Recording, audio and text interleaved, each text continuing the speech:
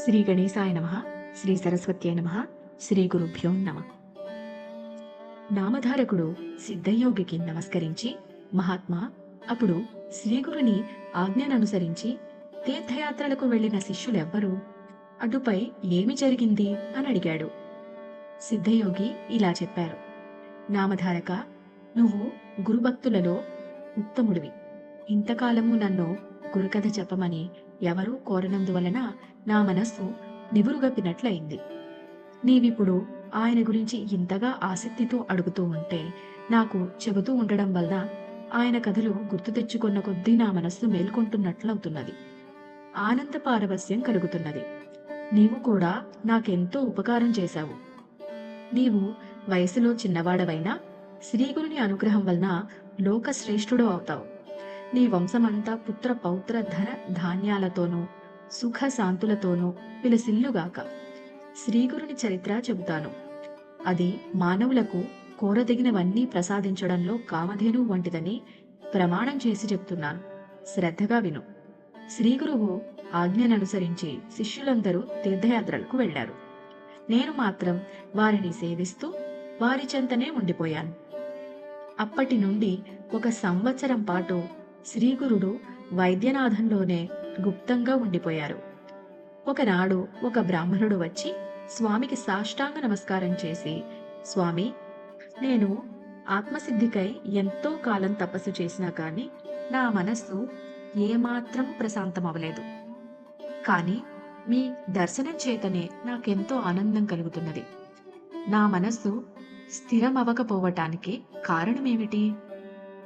మీరు లోకాన్ని తరింపచేయటానికి అవతరించిన దైవస్వరూపులు.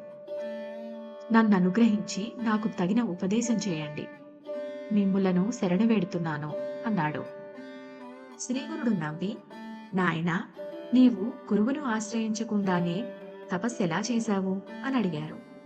అతడు కన్నీరు కారుస్తూ, స్వామి, మొదట నేనొక గురువును ఆశ్రయించి చాలా కాలం సేవించాను. కాని ఆయన నా చేత అన్ని సేవలు చేయించుకుంటూ నన్నెప్పుడూ తిడుతూ ఉండేవారు. కానీ నాకేమీ నేర్పలేదు. ఎప్పటికప్పుడు నీకింకా బుద్ధి స్థిరం కాలేదు అని చెప్పి నాకు వేదం గాని శాస్త్రం గాని భాష్యం గాని చెప్పలేదు. అందువలన ఒకసారి నేను ఆయన చెప్పిన సేవ చేయలేదు. అప్పుడు ఆయన నాపై ఎంతో కోపించి తీవ్రంగా నిందించాడు. వెంటనే నేను ఆయన్ను విడిచి వచ్చేశాను అని చెప్పాడు. శ్రీగురుడు ముక్కు మీద వేలేసుకుని, అయ్యో బ్రాహ్మణుడా, ఎంత పని చేశావు! నీవు చేసిన పని ఆత్మహత్య అంతటి మహాపాపం. నిజానికి నీవే నీలోని దుర్గుణాలను తెలుసుకోలేక గురువుని నిందిస్తున్నావు. నీకింక మనస్సు నిశ్చలం ఎలా అవుతుంది? దొరికిన కామధేనువు వంటి గురువును విడిచి నీవెక్కడికి పరిగెడితే మాత్రం నీకు జ్ఞానం ఎలా లభిస్తుంది? గురుద్రోహికి ఇహంలోనూ పరంలోనూ సుఖముండదు. అతడికి జ్ఞానం ఎన్నటికీ కలుగదు. అజ్ఞాన అంధకారంలో చిక్కుపడవలసిందే. గురువుని ఎలా సేవించాలో తెలిసిన వాడికే వేద వేదాంగాలు తెలిసి సర్వజ్ఞుడవుతాడు. అష్టసిద్ధులు అతనికి అధీనమవుతాయి. నీ వంటి గురుద్రోహి ముఖం చూడడం కూడా అపశకనమవుతుంది. దేవాలయంలో మల విసర్జన చేసి అందుకు తిట్టిన వాడిని తప్పు పట్టినట్లుంది నీ పని అన్నారు. అప్పుడు ఆ విప్రుడు భయపడి దుఃఖంతో స్వామి పాదాలపై పడి, పరమగురు జ్ఞానసాగర, బుద్ధిహీనుడనై తెలియక గురుద్రోహం చేశాను. గురువుని ఎలా తెలుసుకోవాలో సేవించాలో తెలిపి నన్ను ఉద్ధరించండి అని దీనాతి దీనంగా ప్రాధేయపడ్డాడు. శ్రీగురుడు అతని దైన్యానికి కరిగిపోయి అపార కరుణతో ఇలా చెప్పారు. నాయనా, గురువే తల్లి తండ్రి. ఆయనే బ్రహ్మ విష్ణు మహేశ్వరుల ప్రత్యక్ష రూపం. నిజమైన మేలు చేయగలవారు ఆయనొక్కరే. ఇందుకు సందేహం లేదు. ఏకాగ్రమైన శ్రద్ధాభక్తులతో పట్టుదలతో గురువుని సేవించాలి. అది తెలిపేటందుకు నీకొక పురాణోపాఖ్యం చెప్తాను విను. ద్వాపర యుగంలో తౌమ్యుడనే బ్రహ్మర్షి ఉండేవాడు. ఆయన దగ్గర అరుణి, వైదుడు, ఉపమన్యువు అను 3 శిష్యులు వేదం అభ్యసిస్తూ ఆయనను శ్రద్ధతో సేవిస్తూ ఉండేవారు. అహంకారము మొదలగున దోషాలు తొలగి మనస్సుకి శుద్ధి కలగడానికి వెనుకటి గురువులు శిష్యుల చేత సేవలు చేయిస్తూ ఉండేవారు. అతని సేవను బట్టి అతని గురుభక్తిని, మనశుద్ధిని నిరూపించి అనుగ్రహించేవారు. ఒకనాడు దౌమ్యుడు అరుణిని పిలిచి, నీవు మన పొలానికి వెళ్ళి చెరువు నుండి దానికి నీరు పెట్టు, లేకపోతే వరి పైరు ఎండిపోతుంది అని చెప్పారు. అరుణి వెంటనే వెళ్ళి చెరువు నుండి కాలువ ద్వారా నీరు పెట్టాడు. కాని కాలువకు ఒకచోట గండిపడి నీళ్లన్నీ పల్లానికి పోతున్నాయి. మట్టి రాళ్ళు ఎంత వేసినా కట్ట నిలువలేదు. అప్పుడతడు ప్రాణం పోయినా సరే గురువు చెప్పినది చేసి తీరాలన్న నిశ్చయంతో ఆ గండికి తాను అడ్డుపడుకుని గురువుని ధ్యానిస్తున్నాడు.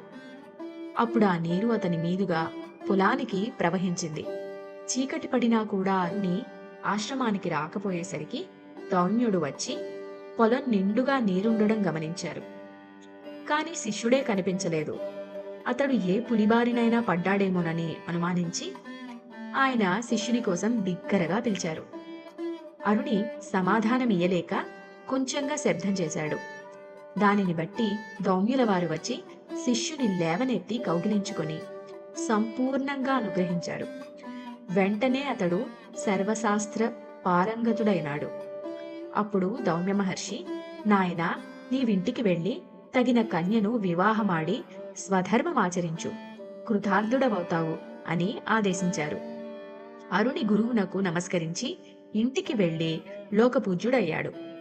ఒకరోజు దౌమ్యుడు తన రెండవ శిష్యుని పిలిచి, నాయనా, పైరు పంటకొచ్చింది. నీవు రోజు కావలి కాచి పైరు కోసి ధాన్యం ఇంటికి చేర్చు అని చెప్పారు. వైదుడు తనకు గురుసేవ లభించినందుకు సంతోషించి పైరుని ఎంతో జాగ్రత్తగా సంరక్షించి పంట పక్వానికొచ్చాక కోయించాడు. తర్వాత ధాన్యం రాశిగా పోయించి ఆ సంగతి గురువుకు చెప్పాడు. ఆయన అతనికొక బండ, ఒక దున్నపోతును ఇచ్చి ధాన్యం ఇంటికి చేర్చమని చెప్పారు. అతడు ఆ బండి కాడికి ఒక ప్రక్క ఆ దున్నపోతును కట్టి మరో దున్నపోతు లేనందున రెండవ వైపు కాడిని తన భుజాన వేసుకొని ధాన్యం ఇంటికి తీసుకొస్తున్నాడు. దారిలో ఒకచోట బురదలో ఆ దున్నపోతు కూరుకుపోయింది. అప్పుడు బైదుడు దున్నపోతుని విడిపించి తానొక్కడే బండిని బురదలో నుండి లాగడానికి ప్రయత్నించి ఆ శ్రమ కోర్వలేక స్పృహ తప్పి పడిపోయాడు. కొంతసేపటికి దౌమ్యుడు అక్కడికి వచ్చి చూసి అతని గురుసేవా దీక్షకు మెచ్చి అతని మెడ నుంచి కాడి తొలగించి అతనిని లేవదీసి కౌగిలించుకొని అనుగ్రహించారు. వెంటనే వేదశాస్త్ర విజ్ఞానమంతా అతనిలో మేల్కొన్నది. గురువు అతనికి సెలవిచ్చి ఇంటికి పంపారు. కొద్ది కాలంలోనే అతడు కూడా అరణివలే లోకప్రసిద్ధుడయ్యాడు. ఇక ఉపమన్యువు మాత్రమే ఆ మహర్షిని సేవిస్తూ ఉండేవాడు. అతడు అతిగా భోజనం చేసేవాడు. ఆ మాంద్యం వల్ల విద్యాభ్యాసంలో అతని మనస్సు నిలిచేది కాదు. దౌమ్యుడు ఆలోచించి ఒకరోజు అతనిని పిలిచి, నాయనా, నీవు గోవులను అడవికి తీసుకుని పోయి మేపుకొని వస్తూ ఉండు అని చెప్పారు. ఉపమన్యువు గోవులను అడవికి తీసుకెళ్లాడు. కొంతసేపటికి అతడికి ఆకలి వేయసాగింది. వెంటనే అతడు ఆవులను ఇంటికి తోలుకొచ్చాడు. దౌమ్యుడది చూసి, నీవు ప్రతిరోజు సూర్యాస్తమయం వరకు గోవులను మేపాలి అన్నారు. మరునాటి నుండి ఆవులు మేస్తుండగా బాగా ఆకలైనప్పుడు అతడు స్నానం చేసి సంధ్యవార్చుకుని దగ్గర్లోనున్న బ్రాహ్మణుల ఇండ్లలో భిక్ష తెచ్చుకుని భోజనం చేయసాగాడు.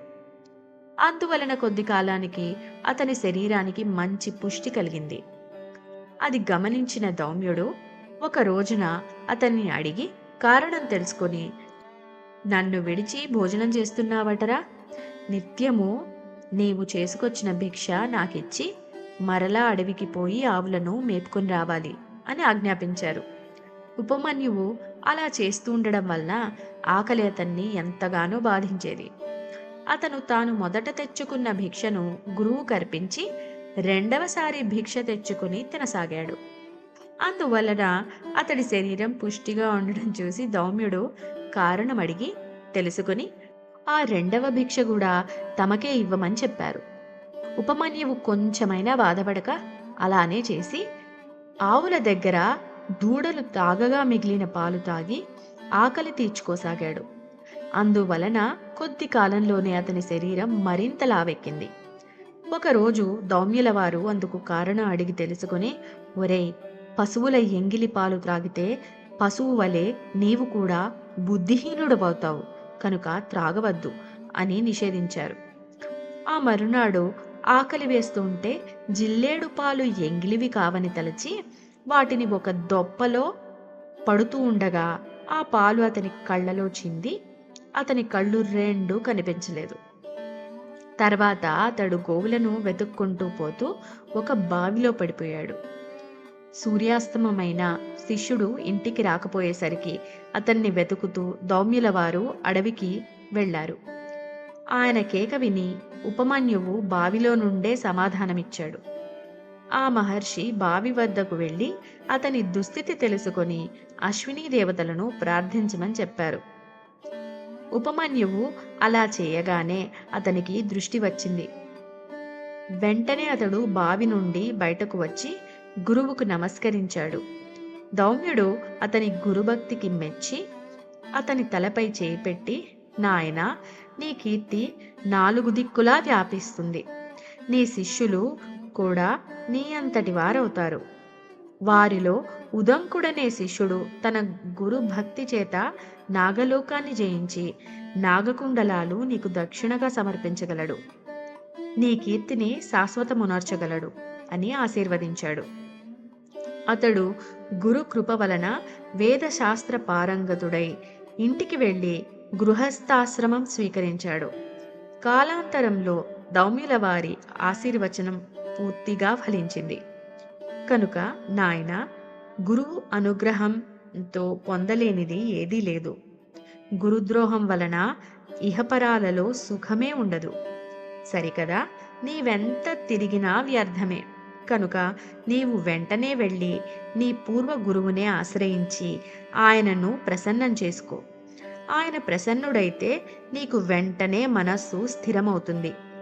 శ్రీగురుని మాటలు విన్న ఆ బ్రాహ్మణుడు, స్వామి, నేను అజ్ఞానం వలన గురుద్రోహం చేసిన మాట నిజమే.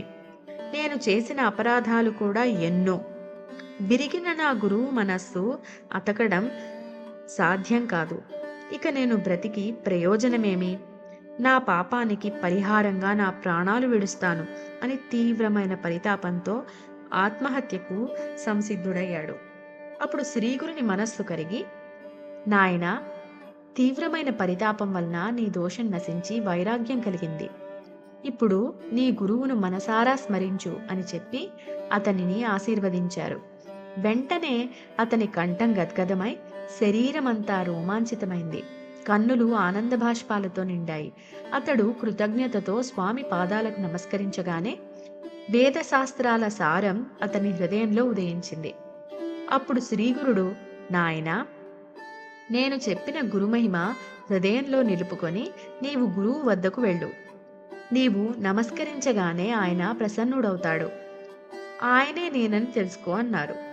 అతడు అలానే చేసి తర్వాత ముక్తి పొందాడు.